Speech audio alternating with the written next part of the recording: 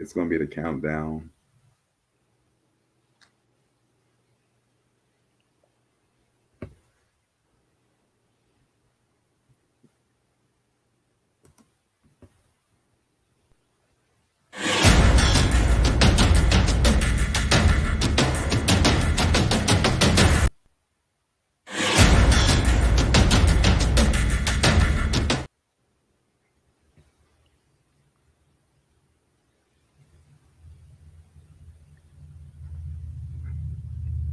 It's not working.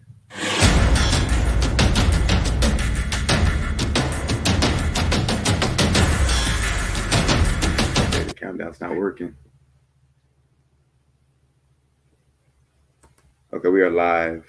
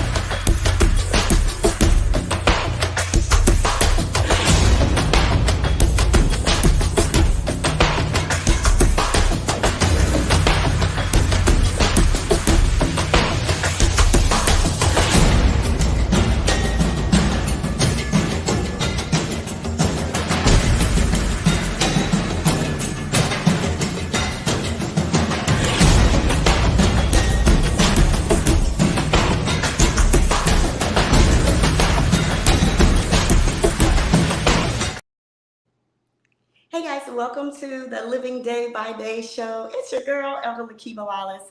I'm so excited that you have taken an opportunity to be a part of what God is doing right here on the set of the Living Day by Day show, which is a show that brings you an avenue of information, an avenue of inspiration, and an avenue of education.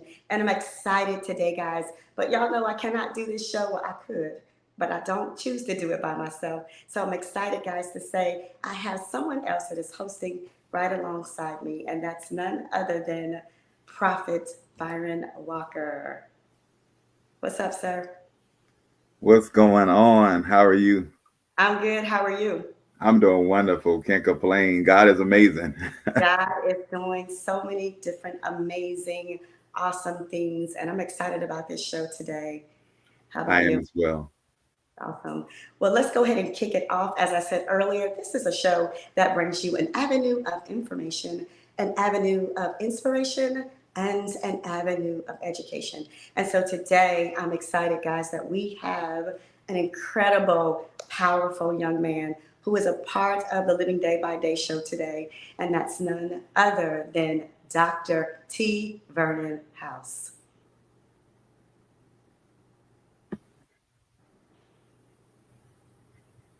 God bless you, man of God. He's coming on in the room. Come on in the room. We apologize for technical difficulties. Absolutely, it happens sometimes. Dr. House, are you with us today? Let's give him just a couple more seconds to come in. We were just talking to him behind the scenes, I like to say it, BTS, maybe about 5 minutes before the show, so we know that we have him. But sit tight, guys. I promise you, he is in the building for real. I mean, for real, for real. By Prophet Byron, maybe we need to go out and come back in again for him because we're not seeing him on the screen. Okay, let me. Give us a second. He's coming in.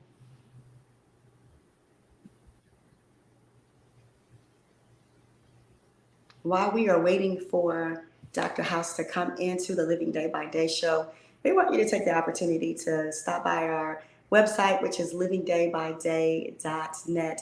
Again, that is livingdaybyday.net. And if you're out there and you have a message of inspiration, or you have a message of information, or you have a message of education, we want you to be a part of the Living Day by Day show and or a part of the Living Day by Day magazine. And you can do that just by sending us an email to lakeebawallace@aol.com. Don't judge me by my AOL. That's LAKE, B as in boy, WALLACE@AOL.com. And hopefully we will have Dr. House coming into the studio soon. Dr. House, are you with us? He should be coming in. His screen is there, so he should be still Yeah, there. I see his screen there. I don't see him coming in though.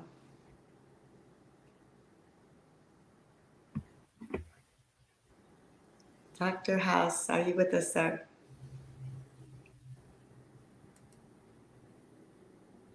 Are you able to go in back studio to chat with him and let him know he's not coming in? Because it can't be on our end because we just had him in. Right.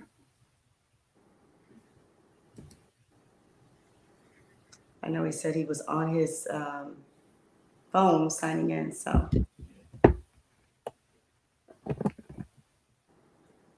We give God the glory. we give God all the praise and all the glory.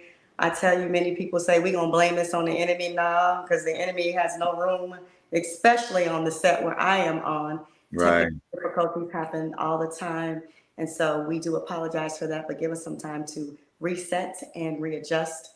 And we will have Dr. House on the Living Day by Day show shortly.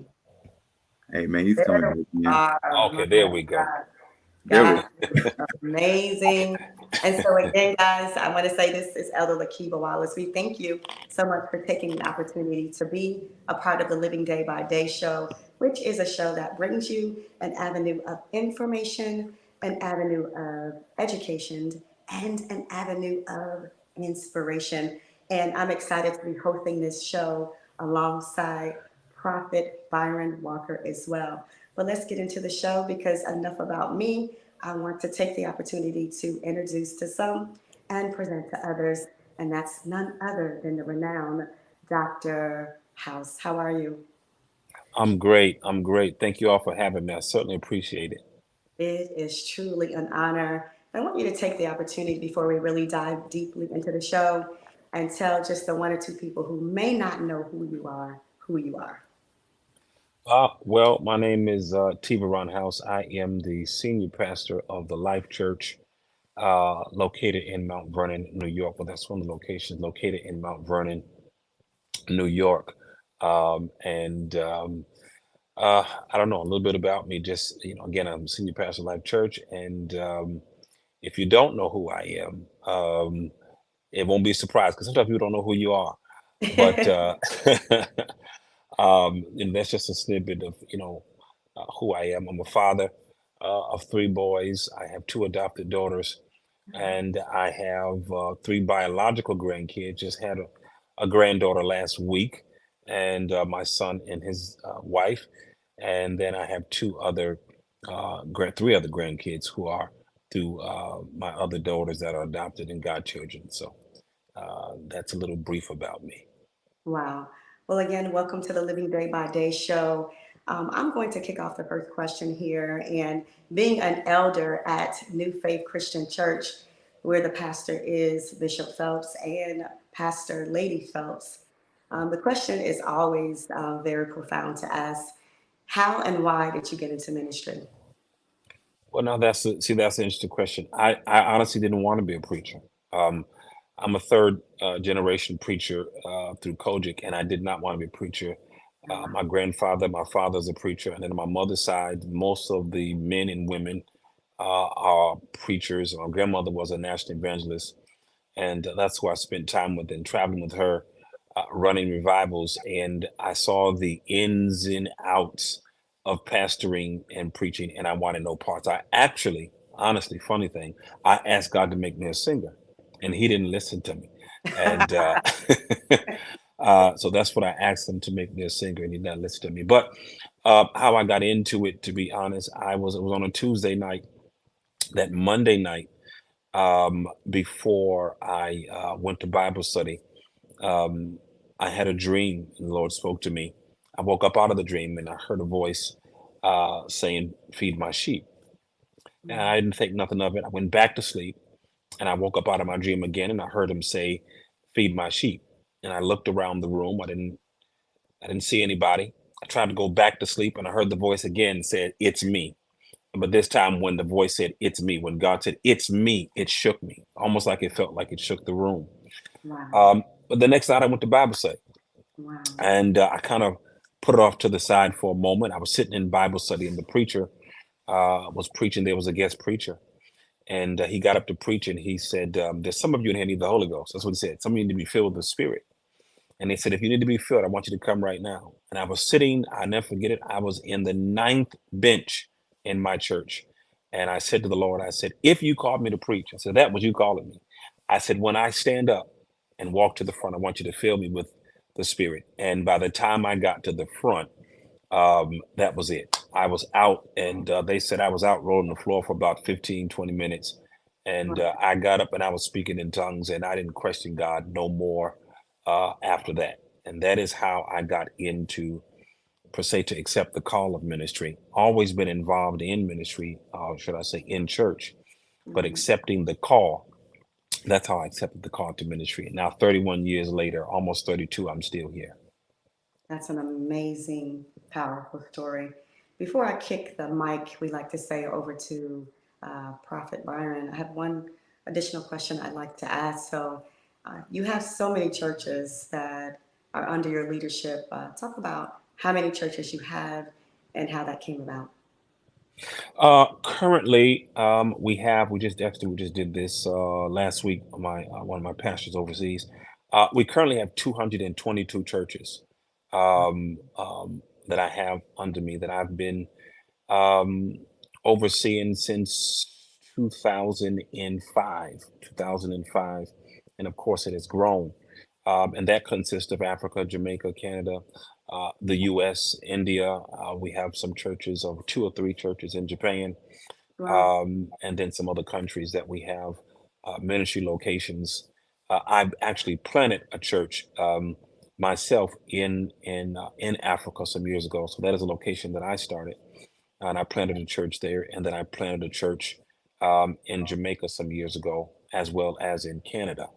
And the rest are pastors that either have their own locations or bishops that have their own churches, and they ask me to cover them.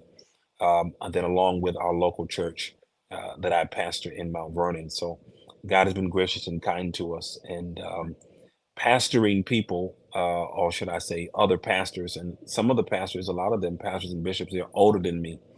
They don't like me to say older, but they are above my age.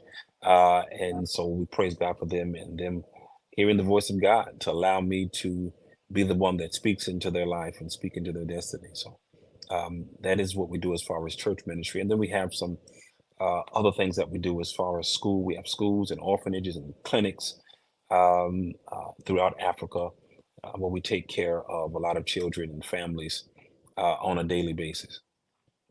Wow. That's amazing. Well, congratulations on all the amazing and powerful things that God is doing in your life and in the churches as well. Prophet Byron? Wow. I mean, what can I say? That's amazing. Just to have so many churches under you. But let's talk about this title because this title really got my attention. Learning to be better before I become bigger. Now that right there alone, that can preach all by itself. Learning to be better before I become bigger. Can you talk a little bit about that? Because I'm really interested to learn more about what that title means and what was the inspiration behind that title. Absolutely. Learning to be better before I become bigger, it was really birthed out of my self experiences. Mm, It's a collaboration um, of people that I mentor, people that come to me as well, but it's birthed off of my own experiences in life. And it's really it's a testament at the same time, and it's a forever day learning process. And so when that title came to me, or that phrase came to me, learning to be better before you become bigger, I actually preached a message some years ago, and that kind of pushed me into the book in and of itself. And the whole purpose of that title is simply because sometimes people, not everybody, but majority of people sometimes, and we do this sometimes. We are get in a rush. People get in a rush. They want to be big. They want to be have their name in lights. They want to have success. They want to have money, and there's nothing wrong with that. There's nothing wrong with any of that. But I realized that in my life, I didn't want to get to the place where I've reached a certain plateau or I've reached a certain dimension or height or level in God. But I have not learned nothing myself. And one of the dangerous things is putting keys to a car in a baby's hand. And so the objective for me was I want to learn I want to learn to be better before I become bigger. Now, I may not cross every T and dot every I, but there's certain things I want to have mastered. There's certain things I want to have conquered beforehand. And in the book, I say this. Michael Jackson always come to mind. He in his song when he says, "I'm talking to the man in the mirror and I'm asking him to change his ways," and that's really the second phase of where that book come from is putting the mirror on yourself in learning how to become a better man. I wanted to learn how to become a better man, learning how to become a better father. Some years ago, very quickly, my son, my oldest son, he must have been, I don't know, maybe 6 or 7. And we were driving on our way home. We were probably one light from our home. And he sat up in the car at the light and he yelled, "Daddy, I want to be just like you." And I turned around and he was excited, but I turned around and I yelled. I said, "Don't ever say you want to be like me. Say you want to be better than me." And his little Mm. small, frail body, he went back into the seat and the tears started rolling down his face. And I heard God say, "You just killed him." He wasn't concerned with your faults. He was concerned with the example that you set before him. And my cry in that moment was, wanted him to be better than me, be better than me. And so that was also an integral part in writing this book. Is just wanting to be a better man, a better father, a better preacher, a better pastor, a better son, a better friend, better in business, in my business dealings. I just wanted to be better. And we learn to become better because we're constantly evolving. And sometimes you don't know the area that you need to become better in until God allows you to realize just how jacked up you really are. Once That's you good. realize how jacked up you really are, and you're not afraid, or you're not ashamed, and you're not too prideful to look in the mirror. Some people they run from the mirror, but the mirror is accountability. And so we have to be accountable for the choices that we make. And once you know, this is a phrase we say all the time, cliche. Once you know better, do better. People say that, but do we actually do that? Do we actually repent? Repentance means to change. It doesn't mean confess my faults to you. Repent means to change. It's literally in the Hebrew, it means to turn around or to make a shift in your life. And so that's where the birthing of that book came from, just wanting for me to be better, and then thinking about other people. Before I get to lights, I want to be better. There's certain things I should have. How can God trust you with $1 million if He can't trust you with 1,000? Uh, That if part. you can't pay your rent, why do you want $1 million mortgage? It's just some things you just got to be better in yourself before you become bigger. I love it. I love it. Listen, let's check out this book, you all, because when I tell you, I looked at it and I was like, man, this is amazing. Even the graphics on the book are amazing. I'm grateful for that, and I'm just so excited. I'm gonna get a copy of the book, a couple of copies. Y'all look at this. I'm going to get a couple of copies myself. Learning to be better before I become bigger. Dr. Veron House. You all make sure you go and get that copy. Get a couple of copies. Christmas is coming up. Get some for your family. But man, I'm grateful for you and just this everything that God is doing in your life, and I'm just grateful for just the opportunity. Dr. Lakeith, it's in your hands. Awesome. I tell you, I do have a question because as an editor, and we're going to get into the magazine, did you have that design for the cover in mind, or was it a very creative designer who presented it to you? To be honest with you, I saw that I was Googling, and I saw that on something similar to that on a Google site. Wow. And I sent that to someone and said we were talking through what I wanted. I didn't know what they were going to send back to me, but I Wow. said I wanted it to be where it was showing something big in it, and then they did it and sent that back to me, and they added me in there on that. So It was a collaboration. I saw something, sent it to them, and then they created that. Wow, it's Yeah, amazing. yeah. Any upcoming books that you're currently working on? I haven't started, but one of the books I'm going to be writing is The Power of the Mind. It's The Power of the Mind. And another book that I'm working on is Surrounding the Universe Without Excluding God. It's Wow, Surrounding the Universe Without Excluding God. wow. Yeah, I can't wait for that to come out. I have one last yeah. question in respect of your time. I want you to talk real quickly about the importance of having an outreach in your church. Oftentimes, people who know and follow me know that I'm very candid. And sometimes we will find that pastors and preachers and teachers and what have you, they get into ministry for the wrong reason. And I'm always taught and currently being taught that being able to reach God's people through outreach is very important. So, talk to the people, Dr. House, about how important it is for every church to have some level of an outreach ministry. Yeah, listen, outreach is it is my life. It is the heartbeat of who I am. I am very big on outside of the lights, the shouting and the dancing. That's not how we do ministry. That's how we express our thanks for God for ministry. But ministry simply means to serve. And if you're not serving, then you're not doing ministry. Um, our outreach department has always been in any location that I've started. Our outreach has always been the biggest component. Right now, our outreach is not only the biggest department, it is the biggest budget in our church by literally probably 61, 63% um, that we pour into for our outreach. Every week, we're feeding hundreds of people on a monthly basis. We feed anywhere from 1,300 to 1,400 people every month, every Wednesday. We are feeding people, we're clothing people, we're giving out groceries, not just little grocery, little stuff, but it's literally groceries like you would go to the store and I'm big on that. I think if we get so focused on the mechanics of church and we get so focused on the duty of church and lose the hunger and the desire to serve people that is less fortunate. And here goes the thing: I'm realizing more so, especially during the pandemic, because we didn't stop our outreach. It's called the King's Table. We didn't stop it. I realized during the pandemic, and even now, there are people that come every Wednesday and they're in that line. They start at 8:30 in the morning, and we don't serve till 1 p.m. But by 9:20, 9:30 in the morning, there's over 100 people. They're waiting in line. I Wow, find that there's people that are pulling up in BMW trucks, Chevy Tahoes, Jaguars, and sometimes in the beginning, sometimes they're kind of shy or ashamed.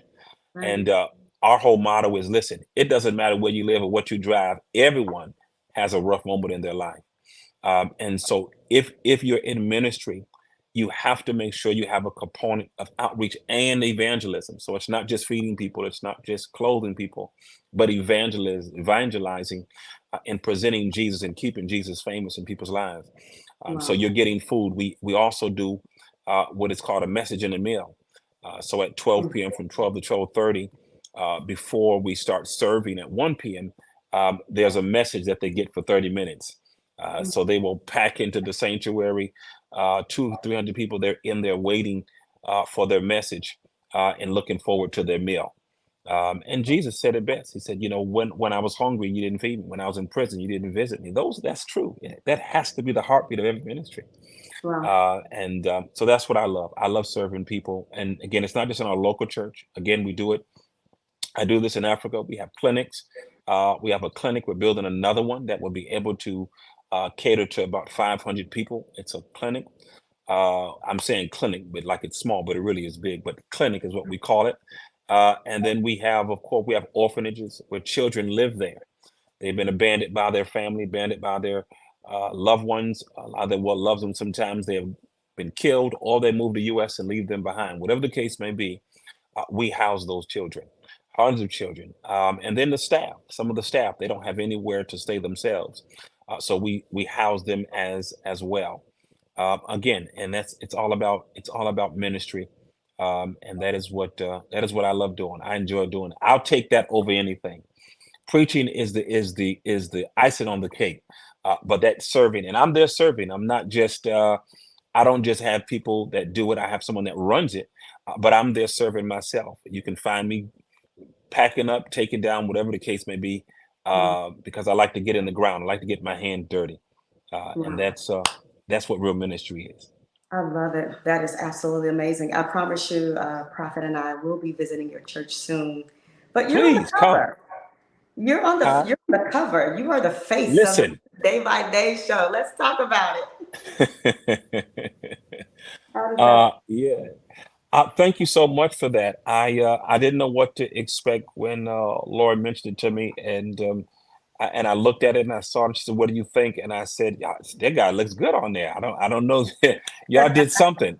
Um, but I certainly appreciate it. I'm humbled. You know, it's interesting when you have gone through things and you face things over the years, and even currently things that I'm facing and up against, and just to see that it was a humbling moment. It wasn't a prideful moment. It was a humbling moment. Like, God, you have a funny way of doing things, and at this moment, at this time, it brought more humbleness to me than anything. And I kind of just sat there and I looked at it for a while. I sent it to two or three people that are considered close to me.